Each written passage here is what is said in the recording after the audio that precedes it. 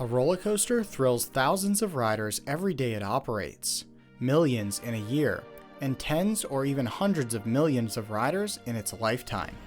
But eventually there's a last rider. Eventually all rides close. Every roller coaster operating today will one day give its last ride ever. But just what determines when this will happen, and what happens to the ride after the last rider steps off to when the last section of track comes crashing down? Let's start by examining how it's decided when a ride will close forever.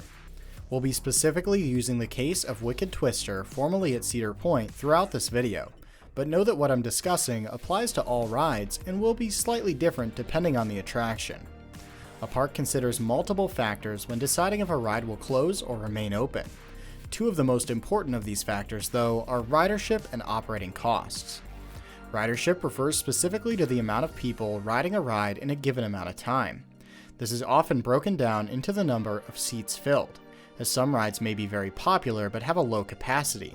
This is calculated by determining the number of seats that were available in a given amount of time and comparing that to the number of seats that were actually filled. For example, if in 1 hour a roller coaster with 32 seats per train cycles 10 times, that means in that hour there were 320 seats available for riders. If in that time the ride only served 250 riders, it had a filled seat percentage of 78%. Park owners and managers also track operating costs.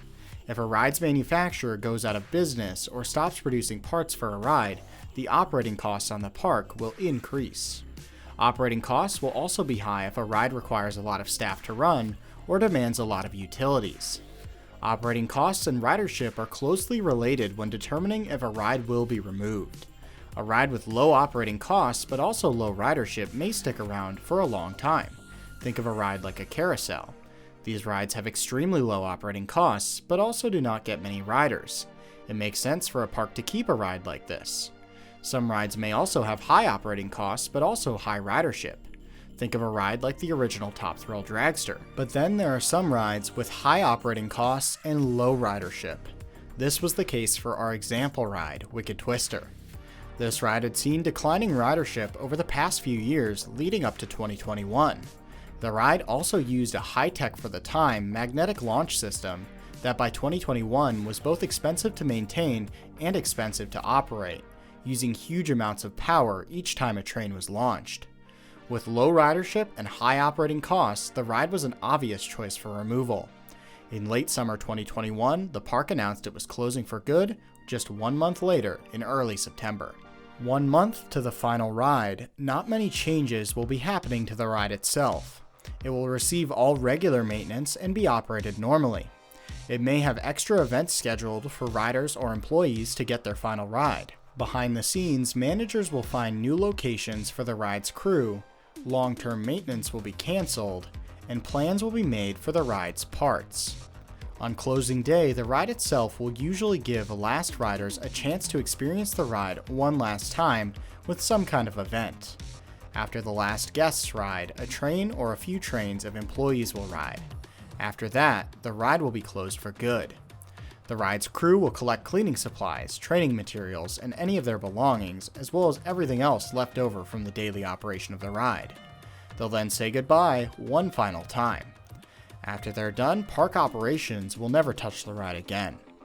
Over the next few days, maintenance will come to the ride and disconnect main power to the ride and the station structure. Over the next few weeks, the real work will begin as the ride is stripped of all valuable components. Most rides have several valuable components that can be reused on other rides or sold separately from the rest of the steel track and supports. In this ride's case, that includes things like the magnetic launch drives, the electrical capacitors, the ride's trains, and several other components. In this case, there are similar rides at other parks still operating that these parts will go to. Parts of the closed rides will be sectioned off and divided by which park they are headed to, with some parks also going into storage at the park they were originally at to be used for other similar rides or projects within the park. Some other parts of the ride will still be sold separately as they're more valuable than the main steel structure, or they still have some kind of use for someone elsewhere. Most of this work occurs in areas that are not easily seen, so oftentimes it looks like a closed ride could easily just reopen, when in reality large parts of it are missing. After a few months, not much of the ride will be left, with only the main steel track and support structure still standing, as well as the station. Here's where the real demolition starts. In the case of Wicked Twister, a small section of track was cut off just before the front tower prior to demolition to be sold as exclusive merchandise. Next, contractors will be brought in to remove the rest of the ride. First, crews will start by removing track and supports close to the ground. Anything left that will be reused is removed from the ride area. This can be things like the control booth, fans, and queue rails. After this is complete, total demolition starts. This process is completed with equipment like cranes, saws, and sometimes even explosives. Once the ride's remains are on the ground, it's cut up into small enough pieces to be transported by truck to a scrapyard where it's sold for its scrap value. From here, the park will work on leveling the land on which the ride once stood, and removing any other remains from the ride like the concrete, station, and often the entire area around where the ride once stood. From here, construction can begin on the replacement for the removed ride, if one is planned. Unfortunately, every ride that exists today will one day go through this process. No ride lasts forever, and all rides will eventually reach a point where their cost to operate is too high and their ridership is too low.